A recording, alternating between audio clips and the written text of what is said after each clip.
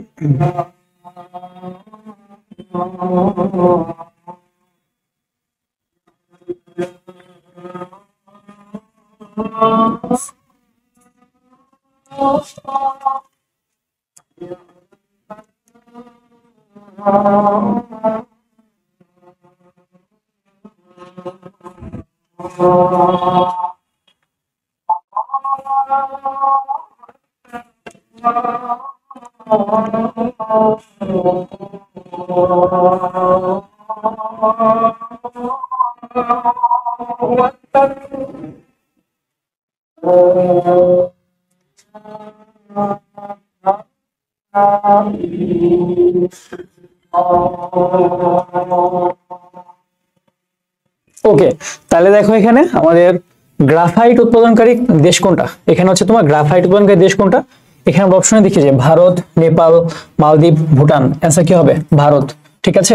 ভারত হচ্ছে গ্রাফাইট উৎপাদনকারী দেশ। তারপর দেখো এখানে বাংলাদেশের সর্ববৃহৎ গ্যাস ক্ষেত্র কোনটি? বাংলাদেশের সর্ববৃহৎ গ্যাস কেন্দ্র কোনটা? তিতাস গ্যাস ক্ষেত্র, ঠিক আছে। বাংলাদেশের সর্ববৃহৎ গ্যাস ক্ষেত্র কোনটা? তিতাস গ্যাস ক্ষেত্র, ঠিক আছে। আর প্রথম কোনটা? এই যে হরিপুর সিলেটের। কত সালে হয়েছিল এটা? 1955 সালে গিয়েছিল, 1955 সালে। তোমার গ্যাস তোলা শুরু হইলো 57 সালে, এরকম, ঠিক আছে। তারপর দেখো যে ওপেক প্রতিষ্ঠার উদ্যোক্তা রাষ্ট্র কোনটা? ওপেক হচ্ছে কি ইরাক। ইরাকে ওপেকটা বানানোর কারণ কি ছিল? তোমার ধরো যে এই যে তোমার দেশগুলো যারা হচ্ছে পৃথিবীর লিডিং তেল উৎপাদনকারী দেশ, হ্যাঁ, মানে একটা টাইমে তোমার ধরো যে তোমার ইয়েতে হইলো, ধরো যে কি বলে আরব ইসরায়েল যুদ্ধ হইলো, এরকম সিচুয়েশনে তোমার ওপেকটাকে তৈরি করতে হয়েছিল, বা বিভিন্ন কারণে তোমার ধরো যে যারা লিডিং কন্ট্রিবিউটরস আছে, ঠিক আছে, তারা মিলে এই তৈরি করছিল এটা। তারপর দেখো অপশন দেখো যে পেন্সিল তৈরির কাজে কোন খনিজ ব্যবহৃত হয়? অপশন কি আছে? আকরিক লোহা, গ্রাফাইট, সোনা, তামা। এটা কি হবে? গ্রাফাইট। তুমি তোমার পেন্সিলের ভেতরে, হ্যাঁ, তোমার পেন্সিলের ভেতরে দেখো না যে জিনিসটা তুমি লেখো, মানে যে এটা ইয়ে করে, ঠিক আছে, এই যে থাকে মাঝে, এটা কি গ্রাফাইট বলে। ওকে, তারপর দেখো এখানে যে বাংলাদেশের কাঁচ শিল্পের প্রধান কাঁচামাল কোনটা? কাঁচ শিল্পের প্রধান কাঁচামাল একদম সিলিকন। সিলিকা বালু, ঠিক আছে, সিলিকন যেটা তোমার চুনা পাথর না, গ্রাফাইটও না, নুড়ি পাথর আর কি, সিলিকা বালু যেটা, সিলিকা বালু যেটা তোমাদের চকচক করে, এটা কিন্তু আমাদের কাঁচ শিল্পের প্রধান একদম যেটা তৈরি হয়। রূপপুর পারমাণবিক বিদ্যুৎ কেন্দ্রে অবস্থিত কোন জেলায়? এটা কি পাবনা জেলায়, ঠিক আছে। রূপপুর কয়দিন আগে আমি ঘুরতে গেছিলাম পাবনাতে, হ্যাঁ দেখে এসেছি এটা। ওকে, দেখলে ভালো লাগে, বুঝতে পারতো দেশ যে এত এগিয়ে যাচ্ছে, এগুলো দেখলে ভালো লাগে। বাংলাদেশের প্রথম গ্যাস ক্ষেত্র আবিষ্কৃত হয় কত সালে? এটা হবে কি 1955 সালে। একটু আগে বলে আসলাম যে তোমার এটা কোনটা ছিল? হরিপুর, হরিপুর সিলেট, হরিপুর সিলেট। ওকে, তারপর আমরা দেখি বাংলাদেশের সবচেয়ে বড় গ্যাস ক্ষেত্র কোনটা? বাংলাদেশের সবচেয়ে বড় তিতাস। ওকে, এটা এর আগেও দেখে আসলাম আমরা, আসছিল একবার, তো আবার দেখলাম। দেখো এবার ইউরিয়া সার কারখানায় কোন খনিজ সম্পদ কাঁচামাল হিসেবে ব্যবহার করা হয়? অবশ্যই প্রাকৃতিক গ্যাসটা। ইউরিয়াতে তোমার ইউরিয়া যে আমাদের সার আছে যেটা ইউরিয়া সার, সেটার কারণে আমরা সেটাতে আমরা কি ব্যবহার করি না, মেইনলি আমাদের প্রাকৃতিক গ্যাসটা, ঠিক আছে। ওকে, তারপর দেখো এখানে বাংলাদেশে নুড়ি পাথর ব্যবহৃত হয় কোন কারণে? নুড়ি পাথর আসলে কিসে লাগে? দেখো রাস্তাঘাট, তারপর তোমার এখানে পুল, কালভার্ট, রেলপথ, এই যে মেইনলি রাস্তাঘাটে ইউজ করা হয়, পুল বা কালভার্ট ইউজ করা হয়, রেলপথে তুমি যে দেখো না যে রেল লাইন, হ্যাঁ রেল লাইনে যখন দেখো, তো রেল লাইনে যে পাথরগুলো দিয়ে থাকে এগুলো কি তোমার হচ্ছে নুড়ি পাথর, ঠিক আছে। তো রেল লাইন ইয়ে করে আমার একটা ছোট্ট একটা কাহিনী মনে পড়লো, বুঝতে পারছো? আমার একবার ক্লাস 9-এ, মানে ধরো যে আমার খুব ইচ্ছা হয়েছে যে আমি কবি হব, মানে আমি ক্লাস 9-10 মানে 9-এ ক্লাসে কবিতা লিখতাম, বুঝতে পারছো, মানে ক্লাস টাইমে খুব কবিতা লিখি এটা সেটা।